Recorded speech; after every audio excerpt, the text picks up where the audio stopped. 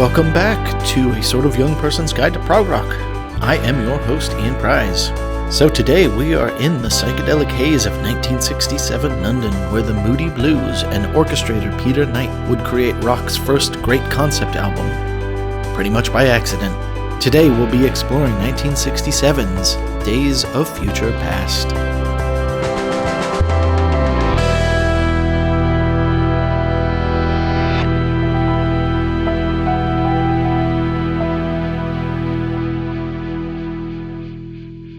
So, we go back in time to 1964 with the Moody Blues, which at this point included bassist John Lodge, drummer Graham Edge, and flute player Ray Thomas. The Moody Blues were a British beat band, fresh off their hit single Go Now. But in 1965, their debut album, The Magnificent Moodies, landed with a thud. So, coming into 1967, they were broke and lost, but their record company cooked up a scheme for them to record Dvorak's New World Symphony with an orchestra. This was to promote the record company's new stereo recording technology. To this end, they gave them cheap overnight studio time to come up with a simple album. New keyboardist Mike Pinder and new guitarist Justin Hayward brought in Dawn Is a Feeling and Nights in White Satin respectively, bookending a song cycle about the day. So the Moodies quickly wrote and recorded 8 songs and then left gaps in the tape, which were then filled in by orchestrator Peter Knight with symphonic segues. The effect was an almost continuous flow of music, and almost by chance, the Moodies had created a blend of orchestral music, poetry, and the hint of a theme into a simple, yet effective, concept album. So at this point, it probably makes sense to touch on what a concept album actually is. Ironically, it's a pretty flimsy concept, but for a lot of musical history, composers would come up with narrative stories and combine them with music, like an opera. But in the mid-1800s, so-called tone poems or program pieces emerged, like Holst's Planet Suite, Prokyov's Peter and the Wolf, or The Carnival of the Animals by Saint-Saëns, which would attempt to evoke concepts or stories using music. Coming into the recorded era, albums were literally like that, like a photo album full of single records. As we go along, artists could put about 45 minutes over 2 sides of an LP, thus stringing together songs. So the concept of albums as a bunch of catchy songs persisted, but in 1940, Woody Guthrie strung together the Dust Bowl Ballads, which were songs all about economic hardship in America during the Dust Bowl. And in 1958, Frank Sinatra recorded In the Wee Small Hours, a collection of blue heartbreak songs. And then the Beach Boys came along and recorded about 8 albums full of songs about surfing and cars. Thus, the concept album, as we know it, an album that hangs together thematically or musically in a sum greater than its parts, was born. Sgt. Pepper's gets a lot of credit as a concept album in the sense that Paul envisioned a fake band and fake performances, but song to song it's pretty musically eclectic. However, the Moody Blues strung together songs about the day, in order. So I would argue this is definitely greater than the sum of its parts, and many other bands who we'll probably touch on will attempt to pick themes and explore them using concept albums.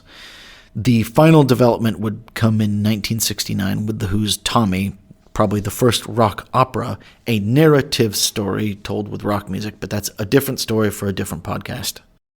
So this album comes courtesy of my mom. She noticed I had been diving deep into the world of the 1960s and 70s rock and said, if you're going to do that, you got to get on board with the Moody Blues. And she was absolutely right, and this album went on to instant rotation. Funnily enough, this album is so smooth, I know almost every minute of it, but I hadn't even thought about it deeply until this podcast. So just for you guys, I've done some deep thinking. And without further ado, I'm joined by my guests today, the one and only Rufus Daw. How's it going? And the legend himself, Ed Thomas. Hello. So, we'll start with Rufus. Rufus, you've never really heard this album. You've probably never heard much of the Moody Blues. How did you feel about this? Yeah, I thought it was really, really good. The perspective I came from was one of current music, so you could see how people had taken quite a lot of the motifs and interesting things that they decided to do throughout the album and expanded upon that in later music. So obviously I'm coming from that viewpoint, But generally, I thought it was a fantastic album. It was really, really fun to listen to. And I'm a sucker for a bit of orchestral strings, so it was excellent, really. It makes it go down real smooth. So, Sure. Ed, you're a little bit of a Moody Blues listener, maybe enthusiast. Tell me about where you come from with this album. So yeah, for me, it's the Moody Blues. I think of the kind of rhythm and blues side of it all, and it just invokes so many memories of different things that come later on, and it's just not a Moody Blues album, but it's also got some of their most famous Nights in White Satin, huge song. Yeah, it's great. My favourite prog rock album ever. It's not this, but it's War of the Worlds by Jeff Wayne. I've spoke to you about this before. And instantly, this record puts me in mind of that. So, for those of us who don't know, what is War of the Worlds, the album? So, I will always find a way of talking about War of the Worlds because it's my favourite concept album. Okay, so War of the Worlds happened because Jeff Wayne, who was kind of getting bored of the songwriting process, wanted a concept to play with. And he looked at a lot of sci-fi stuff from the turn of the last century, and the idea of H.G. Wells' War of the World just appealed, and he created this utter masterpiece, in my opinion, of storytelling through music. It takes you on an incredible journey. It uses really exciting instrumentation. There's loads of great synth sounds on there, mixed in with incredible rock guitar and orchestral pieces. You've got Richard Burton as the voice of the journalist who's telling you the story. One Justin Hayward. Yeah, so Justin Hayward was chosen to perform the song Forever Autumn, and I think in Jeff Wayne's words, I want the guy who did Nights in White Satin. And again, it's his clarity of his singing voice, which is so striking. It's powerful yet clear, and every word is really easy to understand. Now, obviously, if you're telling a story, that makes so much sense. If you're writing concept albums, he's your guy. I think when Jeff Wayne was doing that album, he was definitely thinking of this album. I mean, I think the great success is they have, like, the songs are just simple, lyrics are simple. I think the one real saving grace that makes it quite interesting is that I think each of the band members wrote one or two of each of the songs, including, I believe, the drummer was the one who wrote the introductory poems. Oh, really? That's crazy. That's quite cool. So, yeah, no, I think the thing that really makes it kind of flow but never get boring is the fact that you have kind of 5 distinct compositional voices throughout the album. Because I was going to say, I think these are just their 3-minute pop songs, and then I think to have the richness of the orchestra really add that little oomph. Do you know what I think that really makes them fit together is the mellotron. Yes, absolutely. So I think the mellotron wrote this album. Yeah. So like the same year, you've got Sgt. Pepper uses loads of mellotron on that. You hear lots of orchestral stuff in that album too, and it just fits. Like there's a couple of these tracks, you're actually fooled. Well, I'm fooled when I hear the mellotron. I'm like, oh, that's like it's actually so good at sounding like some of these instruments, and it's an incredible piece of kit.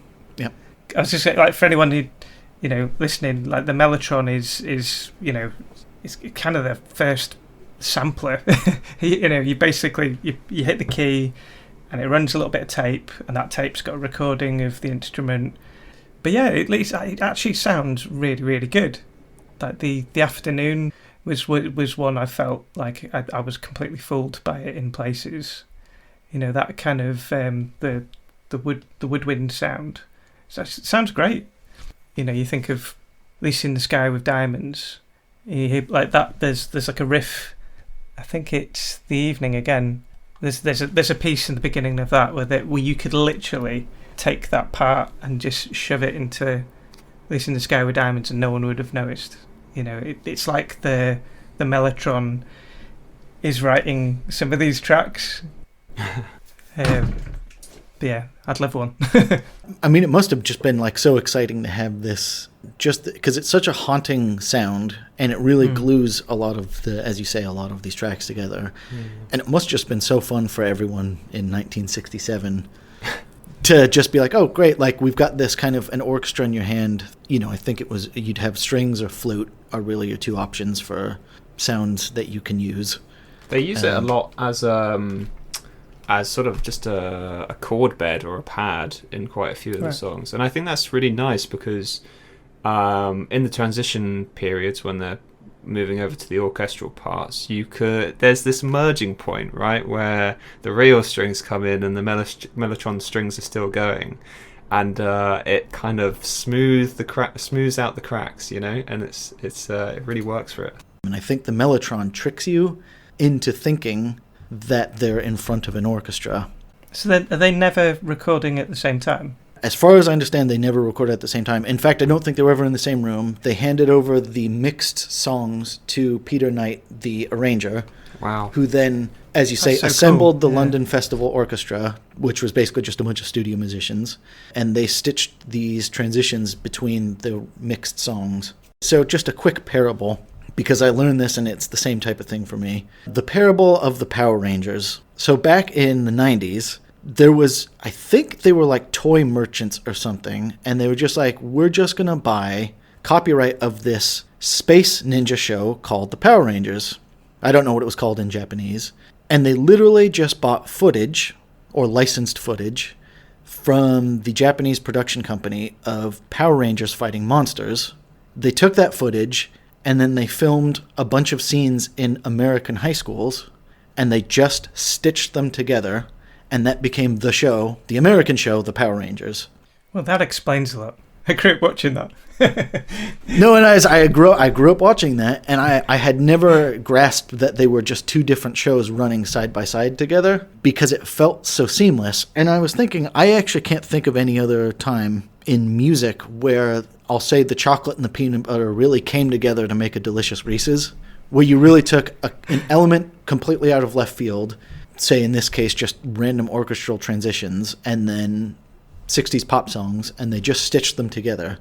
And obviously the concept will have been there, because I think you're talking Phil Spector and Brian Wilson with The Wall of Sound circa 1965-66. So I think that's what they wanted to do, was just this orchestral project. But obviously it becomes a different thing. This sounds ridiculous, but the first thing I think of when I think about how they integrated R&B or rock into orchestra and that sort of amalgamation is how similar it is in a lot of ways to Daft Punk's attempt on the Tron Legacy soundtrack, because that again is like this amalgamation of a genre that shouldn't really be with orchestra but is. And I obviously my understanding of prog rock is limited, but of my knowledge I can't think of many albums where they've sort of had this seamless transition between the two genres of music, I suppose you could call it. And it's interesting that it's taken so long for popular music to do it again, right? So I imagine this was huge back in the day, back in the 60s, and what it takes another 50 years for someone to decide to do it again, and it's for a Disney movie. It's interesting how, with their creativity producing this thing, it's interesting how it hasn't been replicated or replicated to the same degree.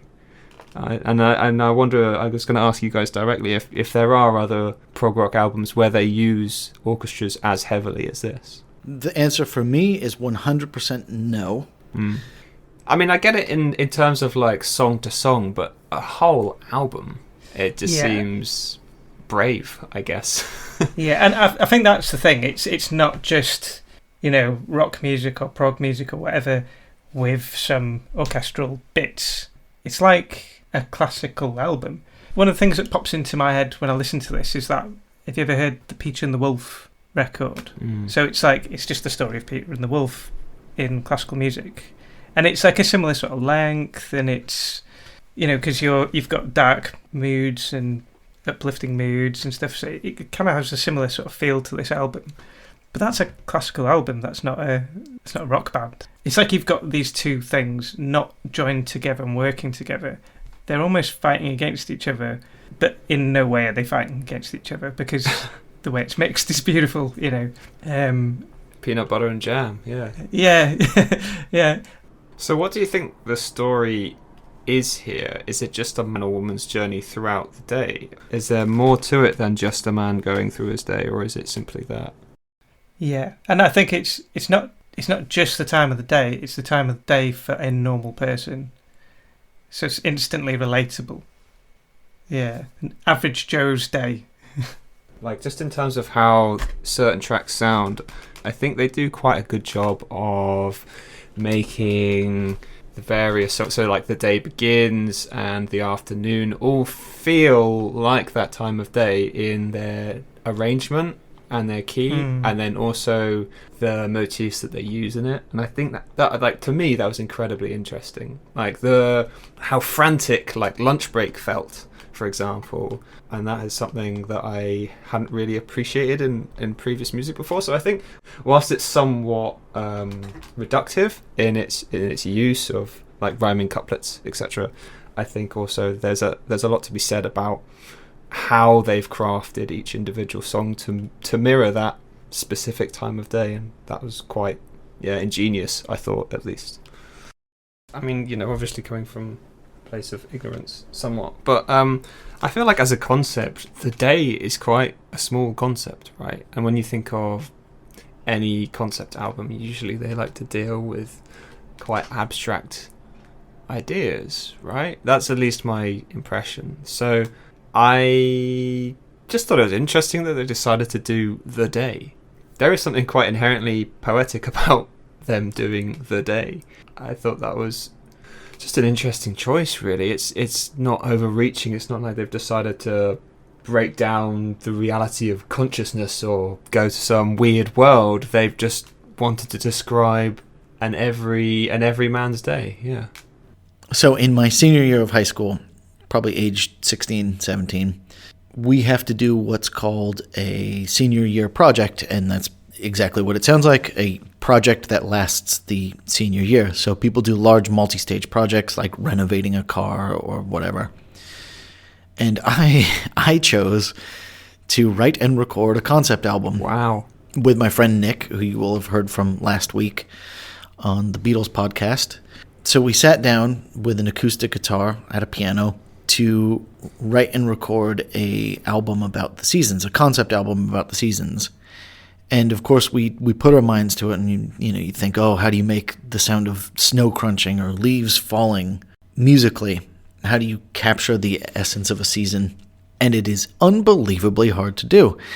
And I think this just goes to show that you need talent and luck and whatever else to pull off a concept album, because you can spend so much time coming up with the concept that you actually just forget to write songs. So massive respect to the Moody Blues for actually pulling this off. I was going to say, unless you're the sort of person, you've got so much stuff in your bag already that you can just pick things out that go, that's so perfect for this theme. Yeah. Like in this album, obviously the last song, Nights in White Satin, is that. He's just picked that out. But it's like everyone's got a night song.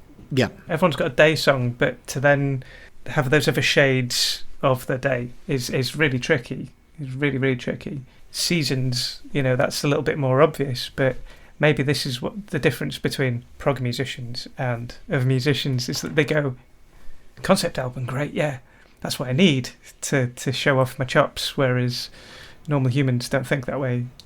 Looking at it from all of these years later, I think you can't start with a concept.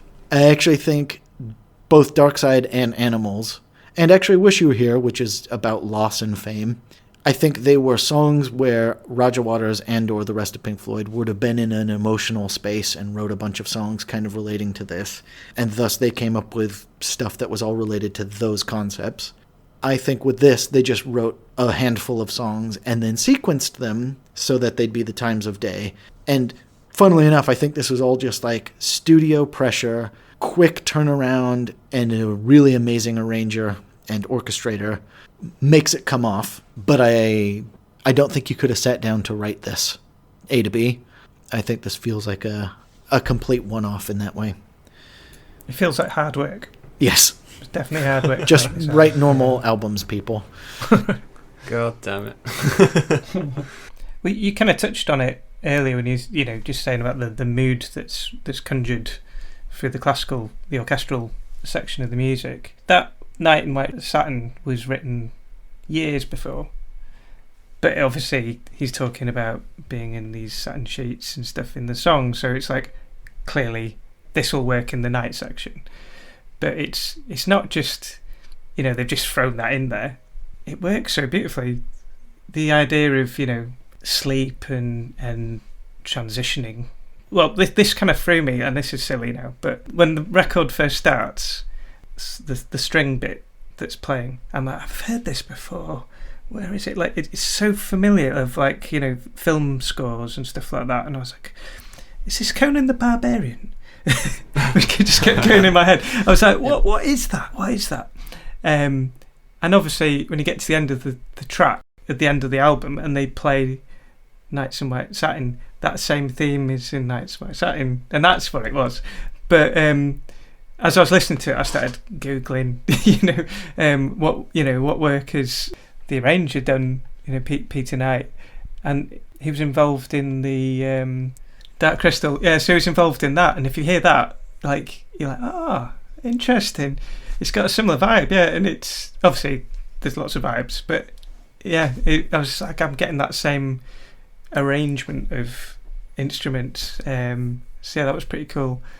Yeah, it's the kind of sweeping horn lifts and the lonely strings and lonely woodwind. It kind of brings this retro movie feel almost. When I heard it, I thought of like Studio Ghibli actually, but yeah, it's just that sort of fantastical but fragile world. Yeah, nice. And I was going to say, I think that's probably one of the strengths, or rather, that's one of the things that kind of makes this able to play off the rock music so well, is that it honestly kind of just feels like soundtrack music. And I think actually the fact that the orchestral music it's not Fifth Symphony blasting in your face with sweet riffs. It's a lot more. They took a few of the more beautiful melodies of the songs, and then just added the nice floaty strings, and as you say, like nice horn lifts, and they kind of say, remember that really beautiful melody, doodly doodly do, let's start this song now. Yeah, because they've got that, so The Day Begins is like the overture, I suppose, in a lot of ways, but it's nice how you also hear these callbacks throughout the orchestral interludes in the different songs. Talking about the cinema element, there's a point in Lunch Break where the orchestral part almost feels like, you know, that kind of Odeon intermission. It sounds like intermission music. I don't know if you've seen Mutiny on the Bounty. It's Marlon Brando's version of Mutiny on the Bounty. That's got this intermission bit in it. It's like half an hour long, and it's got that kind of vibe about it. To me anyway. I thought that was pretty cool. But like the kind of cinematic scope. To my ears anyway, because I'd already decided in my head this is like cinematic, and I was, listening with my eyes closed, just going on a visual journey. So it was doing that to me. I don't know if anyone else would upon hearing that, but yeah, that was my experience anyway. I think some of the best songs on this album are those where they have those orchestral build-ups, etc. Oh, to drive you into them? Yeah. The momentum shift is much easier on the ears. And I think also, like, sonically, it's a lot nicer to listen to. So the one gripe listening to both the remastered version and the original mix is on the songs where there isn't a large orchestral component, they really amp up the bass guitar. So much so that it doesn't quite fit in my personal opinion. For example, like in the morning, another morning, where they have this sort of Oompa Loompa-y, energetic piccolo flute-esque jolly music. They then have this huge bass guitar in your face playing throughout the track, and I just find it so boomy. You know, if you compare that to another track where they have this orchestral music that's supplying the low end in a much more palatable way, it's a much more enjoyable listening experience. Yeah, that's a real mixing shift, isn't it? Yeah. And I don't know how much of that is, you know, the original mix. I haven't actually heard. I've heard like a remastered version, but I believe that mix died basically, and they had to sort of repair it. Yeah. So you do lose some backing vocals in some of the songs, and like, you know, some of the parts. You know, some of the orchestral parts might actually come in at different points, but I don't know how different it is, to be honest. So the great horrible irony of all of this, as I said at the beginning, they specifically commissioned this album to be demonstrating the studio's stereo recording technology. They've gone through this saga, they've made this album, and then they mix it down to mono because no one owns a stereo. Right, okay. Well, mixing it on mono is a good way to mix, to be fair. This isn't actually an album where you really need to explore the space that much. It's a pipeline of just smooth, easy music with really nice, simple melodies up at the front and smooth harmonies at the back. And it's actually an album that doesn't need to be explored in stereo as much. Yeah, they have some gimmicky stuff. So in the afternoon, they have I don't know if it adds to it or detracts really, but the lead vocal is, you know, when you listen to it, it'll be on your left, and then at the chorus, it will pan from left to mid. Yes. And it just seems... I didn't like that. Yeah, no, I didn't either. Yeah. If you think about stereo when it first came out, people were experimenting with placement of different instruments. Now, obviously, it's 2022. We've had, you know, decades of, you know, like a solid idea of where each instrument would sit in the stereo spectrum. So we always know that, like, you know, lead vocals always bang on in the middle. So to us it's jarring, but maybe in the 60s that would have been like, well, you know, if I stand over here, that makes sense. Yeah, that's a really good point. Yeah. As we were talking about with Sgt. Pepper's and I guess Revolver, I think the original mix, they put all of the drums in one ear and all of the bass in another ear and all of the piano here, there, and everywhere. And I think, actually, interestingly, I think it's what gives 60s psychedelia its really unique and kind of haunting sound. Because if you think about it, the Motown recording, where they really tried to record a live studio, even now it feels really, I don't want to say modern, it sounds like Motown, but it sounds modern-ish because it sounds like you're in a studio and there's a bunch of music happening in front of you. The instruments are in the right spot. Yep, and I think one of the things that gave 60s psychedelia its really specific flavor is that they had instruments everywhere, not necessarily where you as a natural human being would hear them. It sounds like you're listening to half of the Beatles through one hotel wall, half through the other wall, and then John's in the room with you. And I think it actually gives it a really kind of like jarring sound that is now kind of passé or weird or whatever. We wouldn't do that now. But actually it gives it a really unique 60s flavor. Yeah. So we start with The Day Begins, and we start with the poems. How do we feel about the poems? You guys have talked a lot about, like, it's really nice to have this nice orchestral swell. It brings you in. I think it really feels like, woo, we are starting an adventure. Absolutely. I mean, also, what an obscure thing to start an album with. Especially in this, you know, in the 60s or whatnot. Like, I can't really imagine anyone buying this tape or vinyl or however they're listening to it, sitting down, putting it on in their living room, and then suddenly they've got some guy reciting a poem in their ear. And yet, I think this is the interesting thing. The thing I find most fascinating about this album, and it runs all the way through, I actually feel like the earnestness is really pleasant. And it's actually not very grating or very, I'll say, cringy. even though it is saccharine, it doesn't disgust me with its saccharineness. So the orchestral intro, it's the most intro-y intro of all intros ever. Absolutely. We go into a poem about the morning beginning, or the day beginning, and it's a pretty standard poem, like really basic words, and yet I'm there. I'm like, okay, I'm ready. And the something about the earnestness just grabs you right out the gate and continues all the way through. It is a fantastic bookend of sorts. Yep. And especially how they sort of relate to each other at the beginning and also at the end. And there, we'll talk about it at the end of the track list, obviously, but it does call back to some of the words in the poem of The Day Begins, and I find that quite nice and cyclical, which is probably the point, with it being a day-night cycle. And I'm pretty sure it came last. I think that... Oh, they attached this at the end. Really? Conceptually, yeah. Yeah, because I think Nights in White Satin had the poem already, and obviously you hear the Nights in White Satin theme played on the mellotron in this track. I think they went well, of course, yeah, when the night ends, the day begins, so we'll have that cycle. And I think that might be speaking to the fact that they probably just wrote... In fact, I know they just wrote these songs. They just wrote some songs and then put them in chronological order in that way, where they said this is a pretty day-ish song and this is a pretty night-ish song, and they just put them in the order. So yeah, I can imagine that at the end they kind of stitched them together in a conceptual way. Yeah. I often think this whole delivery of these poems, I think it's Pinder, isn't it, that there's the reciting of the poem in this one.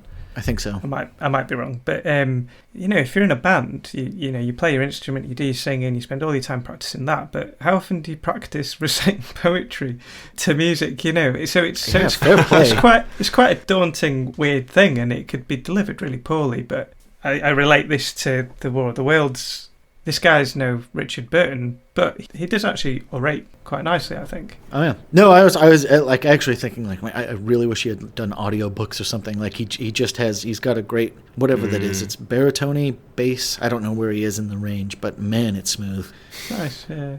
Yeah, I think fair to say the poem sets you up to feel like we are on a conceptual journey now, and it signposts it real obviously, and then we start with Dawn is a Feeling. And I think this, as the first song, really highlights the fact that the lyrics are just perfectly smooth. Right out the gate, we're getting just real simple lyrics, kind of about times of day. And obviously, they'll bring up what one might be doing during different times of day. But I feel like, again, we start right out the gate with Dawn is a Feeling, a beautiful ceiling, or whatever he says. Nice rhyming couplets about times of day. Nothing to shock or aggravate you. We're just going to talk about the moments. It's interesting because how sort of simple the rhyming structure is, but when you look at it in terms of music theory, it does some really, really interesting things. It's quite chromatic in a lot of ways with its runs down from descending chord structures basically. It makes it quite an interesting song to listen to sonically, I suppose. I mean, I also wonder if that's kind of I don't know if it's the Beatles or the environment in which the Beatles are obviously the kingpins, but I feel like that floating from different kind of chord centers and stuff like that. Yeah. Really, the lack of just four chords that are all in the same key. Yes. That's a Beatles move. He's singing for quite a lot of it in C Dorian. So the C, D, and then E flat, da, da, da, da, that bit.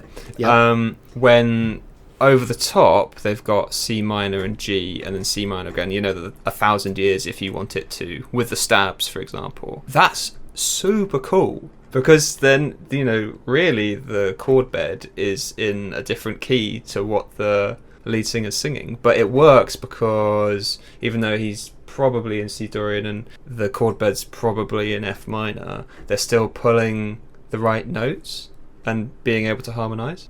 This is probably why it's my favorite song of the album, is that it does all of these really interesting things. Yep. With very little, basically. There's not many chords that they use, and if they do, they're usually put in with the parallel minor or something like that. So it's just quite quite fun in that aspect, I guess. And it feels like a simpler song than it is, I guess. I guess it's the theme through the album. Yeah, absolutely. You've always got that 1-5 flat 7 or 7 chord structure that's so pleasing, often used in rhythm and blues, and that sounds really nice to your ears. I totally agree with that. I think something that comes across a lot when you're listening to this record is like there's all these crazy mood shifts that happen in their songs as well as the orchestral songs, but it doesn't feel like there's big key changes. It's doing what you say. It's like it's playing modally, so you're getting the feel of these different modes, and then the singer, will stick to the initial to the he'll stick to that, and that's what gives it its emotion, and that's what's going to give you these powerful mood changes.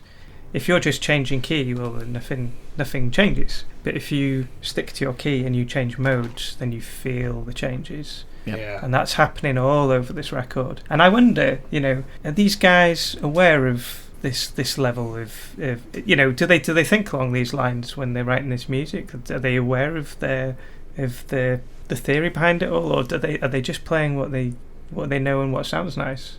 I have no idea. I often wonder about musicians from the 60s, because, what training did they have? Like a lot of these guys, I know, Justin Hayward was, like he wrote that Nights in White Satin when he was 19 years old. How long was he playing before that? He's from the skiffle background, like he must have been playing as a kid. I don't really know how young he was when he started playing, but he was always playing with musicians. How much time has he had to actually be taught and learn the theory? I don't know. I think like that with these kind of chord progressions, I think you kind of also probably get tropes that just come back. So we come in on a bed of flutes to another morning. I mean, if your morning starts like this, you're gonna have a good day. Do you know? yeah. Because it's so happy and energetic, and I think it's the antithesis of any morning I have. So this is a morning person's morning. This is a morning person's morning. Yeah. No, and I think again, this one for me probably feels the most 60s-ish. Yes. Like 60s pop, like the pop that was going on at the time, where it's kind of jaunty. You're starting the day, skipping down the street. I just imagined a village fete. That was what came up in my head. Is some people with flower wreaths on their head running down to the village fete to knock coconuts off a stool. Just start the day right. For me, this track, it kind of explains the difference between R&B musicians and prog musicians. So R&B musicians have normal lives. They go out and they play music with their friends. They've probably started young. They've seen the world a little bit. Prog musicians tend to come from like public schools, and they've never interacted with girls, and they've not had, they've been in same-sex schools, and they may not have had relationships yet, so they sing about dragons and but like the stuff that's sung about is very naive often, whereas blues musicians are sing about relationships or something related normal to life, social stuff. Yep. Whereas this song it's got prog vibes. Yep. Whereas Nights in White Satin is an R&B song. This is a prog song. Mm. Yeah. This reminds me of like the very early Pink Floyd. Yeah. See Emily Play. Yeah. Yep. Oh, read my mind there. Ooh. Again, I think it's just the pastoral British 60s vibe, and we'll get to that in 1 second. We're going to talk about what was going on in San Francisco concurrently, because this feels British as all get out to me. But next we come to Peak Hour, and I think again this really just captures a vibe of like we're all cruising to work, like it's a little bit hectic. We're all commuting for some reason. Again, I think they just captured a vibe of the time of day. Yeah, it seemed very surfer rock-esque to me in a lot of ways. The tube guitar, etc. Yeah. I felt like it was The Who doing surf rock. Yes, yep. Yeah.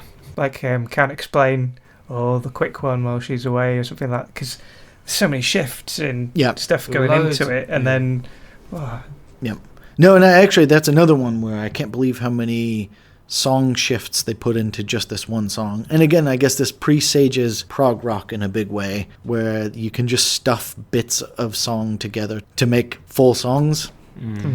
But yeah, this was a great one where there's actually quite a lot going on for such a simple song. Rufus, I think you were going to say something about Oh, sorry, yes. surf rock. Yeah, well, so something that's quite classic with surfer rock, like the song like Pipeline, for example, you get drum rolls. Drum rolls are integral to surfer rock, I would argue, and there's just so many in this song. Yeah. And it brings it quite a lot of weight, it brings quite a lot of momentum to it. That energy of, I suppose what they were trying to do was, there's this energetic morning or whatever, energetic lunch break, sorry. So let's put in all this sort of crazy surfer rock, and then finally an organ appears. I think, to give them credit, there was thought into both the instrumentation and then how they arranged everything to bring this sort of surfer rock-esque frantic energy, basically. That's what I was going to say. I mean, the arrangements are phenomenal. Yeah. Like I will say, and maybe this again is because they were doing specifically this grand experiment for the stereo thing. Maybe they really had thought about where everything would sit in the mix. But I feel like they just do a good job, even in their songs, making it sound lush and orchestral. And again, they don't flash any instrumentation at all. They've got the drums rolling in the background, or they'll have an organ drop in, or a flute solo here or there. But I never feel like there's like a riff clashing with another riff, clashing with some like rhythm parts. It's very simply arranged. I think it's the playing in that drum track, because there's not been a lot of drums up to this point, and it's just a great drum track. Yeah. They haven't done anything that really jumps out as an interesting technical feat in regards to the mixing without drums. It's just a great performance. Yep. There is one little tidbit about Justin Hayward. Obviously, his background is very typical to those guys from the 60s who went over in the British invasion era, in that he was into skiffle, which is like kind of the British kind of folk version of the blues. He was a big Lonnie Donegan fan, and Lonnie Donegan's the guy who kind of started that whole skiffle thing. Justin Hayward's 12-string Guild acoustic guitar, it was actually gifted to him by Lonnie Donegan. Oh, interesting. Oh, so he's a direct inheritor of the skiffle axe. But it's like, his guitar playing is, again, much like his voice, is this incredibly clean thing. When you think of guys of this era, they're always playing all these crunchy guitars, and he plays this beautiful, clean sounding electric guitar, and he used the same guitar for since he was 15. I think it's the Gibson 335. But on this album, he's using a Telecaster. I'm not sure where. I think the interesting thing about this is I couldn't tell you a single darn thing about the guitar in this album.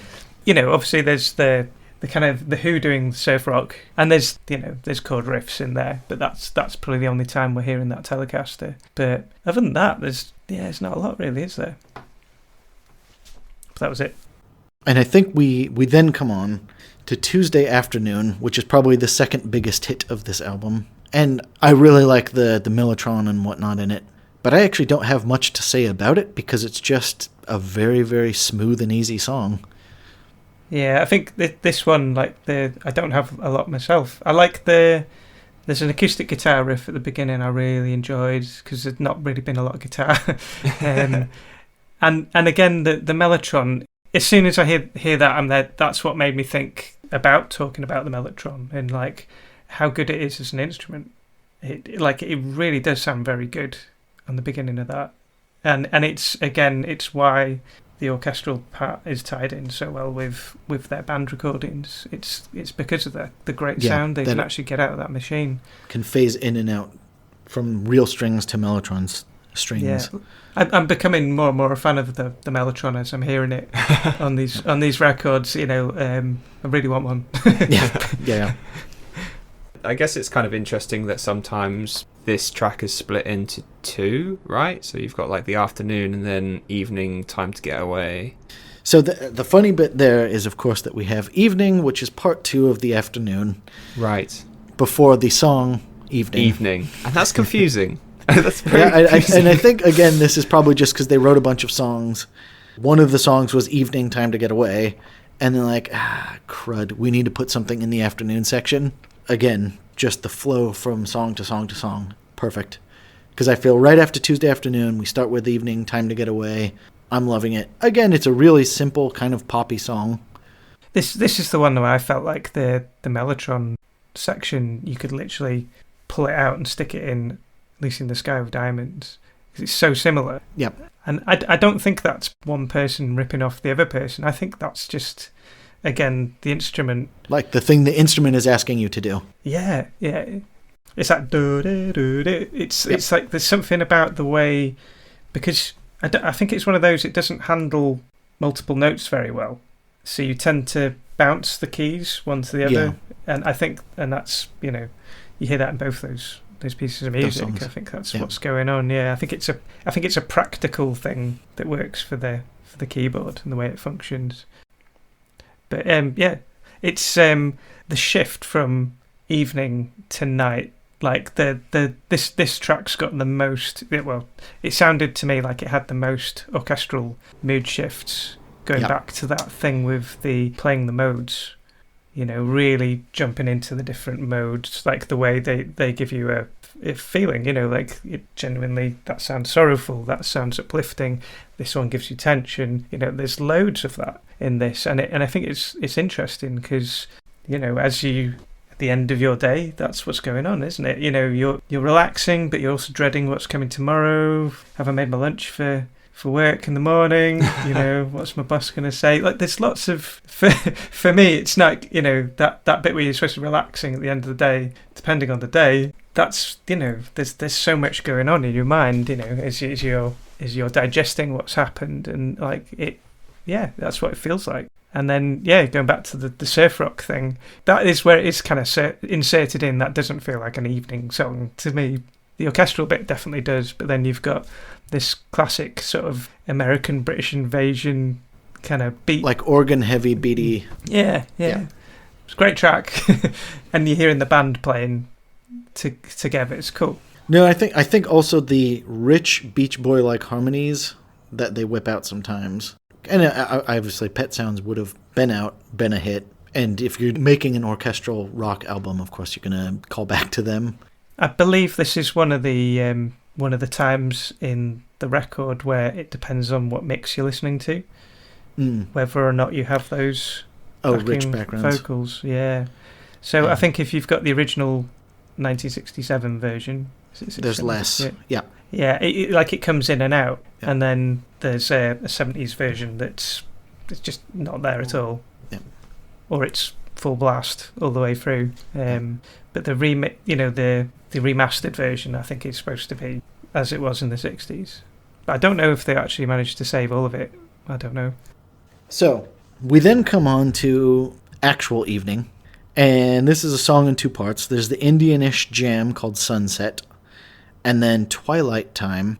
And I find this interesting because I had never really thought about how stupid they are as songs, because they are probably my favorite songs on the album. They're the weirder ones, and I feel like that turns over the topsoil a little bit and makes me happy. Like, we've had some pretty 60-ish generic jams, and then we've got 2 just out-of-the-box wackier songs getting ready for Nights in White Satin. So how do we feel about Evening? Maybe it describes something strange he's had for dinner. Okay. Like you've had too much cheese and then you've just... In the concept they've set up, where it's a normal person having a normal day, I feel like you've come down from your evening time to get away, then it's time to go to bed with some Nights in White Satin. I feel like in a ooky spooky space rock way, these kind of 2 creepy-ish jams actually work quite well. This is the Lost in the Woods, staring at the moon, ooky spooky nighttime, and I love them both as songs, and they fit for me spiritually, But when I stood back a second, I was like, actually, these are kind of weird for a concept. So the first part is just an Indianish jam. I think this was just in vogue. This is what everyone's doing. I'm trying to think. I don't think they actually have a sitar on it, but it's got drums that sound tabla-esque, and it's got an orchestral arrangement that's sort of Indian with the sliding. I think this goes into that thing about how much actual theory these guys knew, because it's down as Justin Hayward playing the sitar. Yeah. So I think he's got one of those, it's an electric guitar sitar, like the Rolling Stones use. So I think that's what it is. But yeah, like how much theory does he have on that, or is he just playing what sounds cool to him when he's picked it up? And bearing in mind, it is a guitar, really. It's where the frets are and stuff. It's not traditional music, but it was, like you say, it was in vogue at the time, so everyone was probably wanting to get in on it. To get the sound, at least. So he's not playing like a full Ravi Shankar raga where there's like lots of intricate runs and stuff. He's obviously just adding a little bit of flavor to this slightly Indian jam. But then we come on to Twilight Time, and I think for me, the thing that this song has is just those backing vocals, and I love them. Oh, it's a beautiful bed, isn't it? Yeah. And I think, obviously, because they're the backing vocals, I hadn't thought about them ever in any of the times I've ever listened to this album. And then I think just this last few weeks, I've really been like, oh my God, they come in, and they come in just right, and they have a melody to them. They're not just, singing the harmony to the lyrics. They are a separate melody. And man, they really lift this song. But I will say, I think these are kind of the two faces of British psychedelia, and we get to what was going on over in sunny San Francisco, where I actually don't think American psychedelia is that psychedelic. I think it's obviously a lot more based in the blues and or folk, and they kind of just did that and maybe added some interesting sound effects. But actually, I was going to say, God bless British psychedelia. I think they added this kind of Indian influence. They have a lot of the pastoral imagery, and then they obviously add the orchestra in with a bunch of interesting studio effects, and I actually think you get a really distinctive British psychedelic sound, as opposed to, though we call them psychedelia, I think like the Doors kind of just sound like a really, really good blues band. To me, when I think of psychedelia, I actually do think of America, because it's so tied in with the hippie thing, and the hippie thing in Britain wasn't real.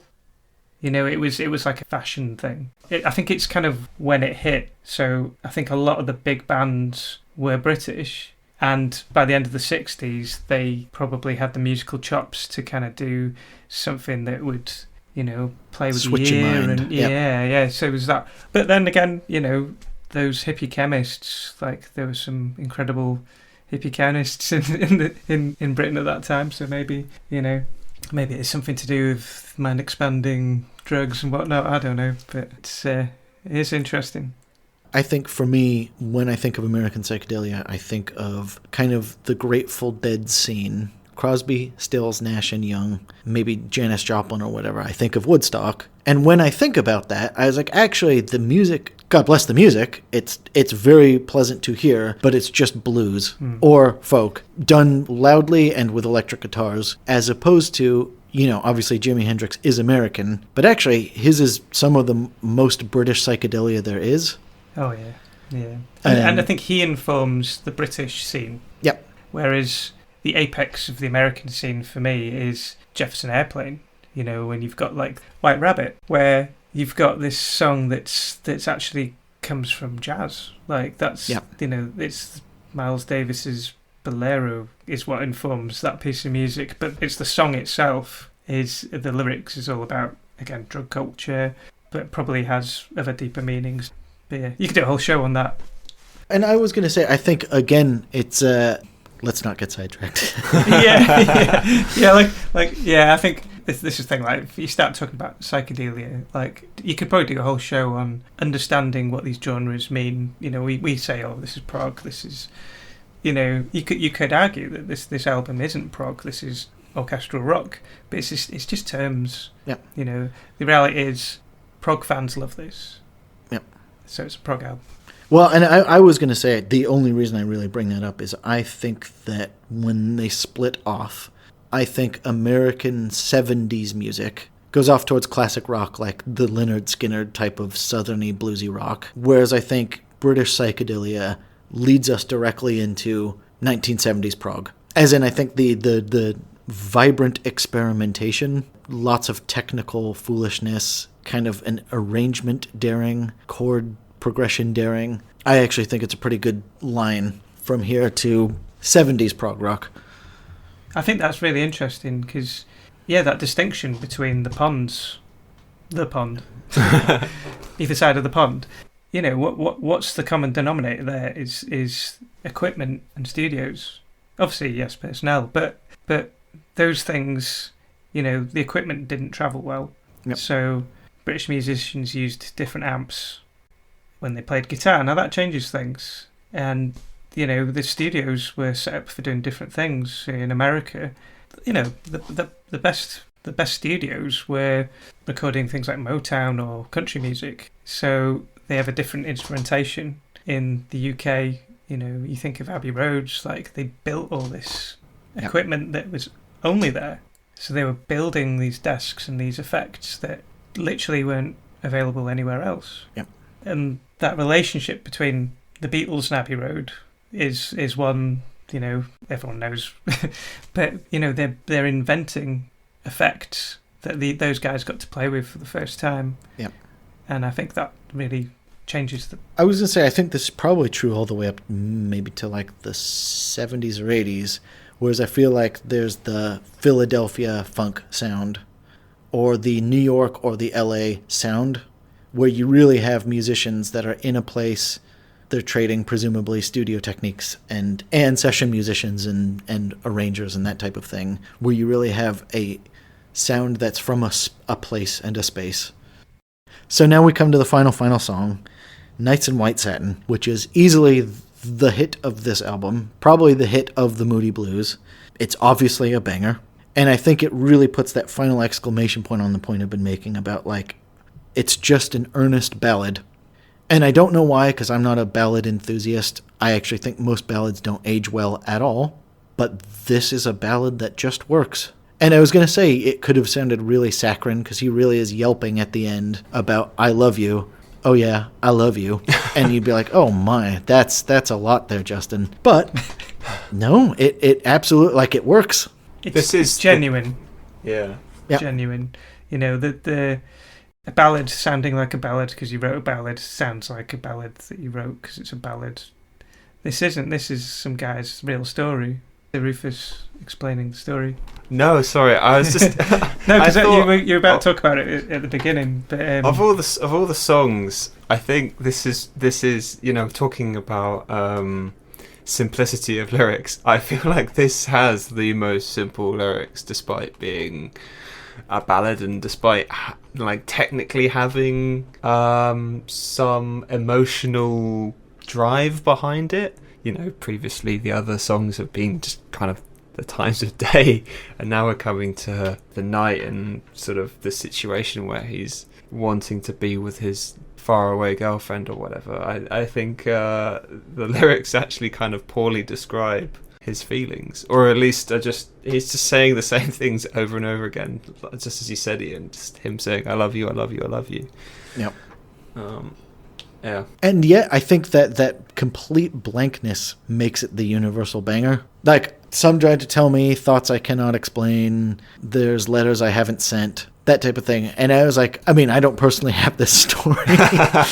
But I think this is just one of those, like, it's an absolutely universal song in that really good way of, it just sounds like he's just saying things kind of almost like autocomplete sentences of what it's like to be a forlorn lover, thinking of your love in the deep of the night. And again, it's that fragility of the flute, I think like the flute is the MVP in this song. Personally, I think it's has some really beautiful runs, but the fragility of the flute by itself kind of reinforces that as well. This overall feeling.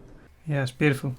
And I think the mellotron melody that plays off the vocals, I dare say, is one of my favorite of all time. Riff plus vocal combinations. Like, I don't know how they nailed it as much as they did, but they just did. So when Justin wrote this song, I believe he was living in a little flat and he was thinking about some girl. And it wasn't the girl who gave him the satin sheets. And I think that was kind of what set him off, thinking about this girl. So, like, he really is having an emotional time writing this song. And, yeah, it's a simple song, but it's the way he delivers it. And I don't think we've really talked about this much, but Justin Hayward's voice is powerful and clean. So when he delivers lines, it's like a razor. And it does convey so much emotion in his voice, regardless what the words are. But it's, at the same time, it's the classic unrequited love song. You know, straight from the R&B songbook Tradition, you know? Yeah. And that's, again, going back to like what makes the difference between a prog musician and a R&B musician. Prog musicians don't write songs like this. Oh no, it's very much lacking in emotion. Yep. This is pure soul, and it's the song of a young man who's longing. This isn't an adult writing. Well, this is an adult, obviously, but it's a young adult. Yeah, it's not an adult. It's not a mature theme. Yeah, this is a young lover feeling kind of pining. Yeah. There was one other thing about the mellotron. So when Justin Hayward brought this track to the other musicians in rehearsal, apparently they were like pretty unplussed by it. I think he may have been ready to can it basically, but the keyboard player goes, "I'll play that line again," like the second line of the verse, and he just starts playing this keyboard lick, and that's what made everyone go, "Oh, what is that?" So the song evolved with those two guys writing that song together, really. And it's interesting that that's the bit that everyone goes, what a great part. Yeah. And again, that's what you're hearing in the first track. So when this song finishes, when this song finishes, obviously you could start the record again and the day begins again. Yeah, which probably completely accidental, but if you really want to analyze it, like, what a really nice way for the album to have turned out. I mean, they must have blasted out the rock part of this, because it's only probably 30 minutes of rock song. So they must have blasted it out in terms of recording, because they're all simple songs. So I bet they were probably recorded them in probably like a week. So I bet they were just put mellotron on everything. Which I think might be my new approach to making music. Rufus, do you have any final thoughts about Nights in White Satin? I think nothing like a gong to tell you the album's over. Amen. I would say, and again, just like the beginning, it's the most ending-y end of all time. Absolutely. And they end on a delightful poem about going to bed. Then we have a nice gong to say good night. So, I think where this sits for me in the history of prog rock, ironically, because I don't think they set up to be ambitious. As we've been talking about, they wrote a handful of really nice 60s pop songs and then stitched them together. I think it gave music the impetus to get ambitious, and I think that trend's going to continue throughout the 60s, all the way up to 69, when we will eventually talk about King Crimson, where they took the mellotron, they took the orchestralness, even though they didn't use an orchestra, and they would really kick off the transition from British psychedelia to prog rock.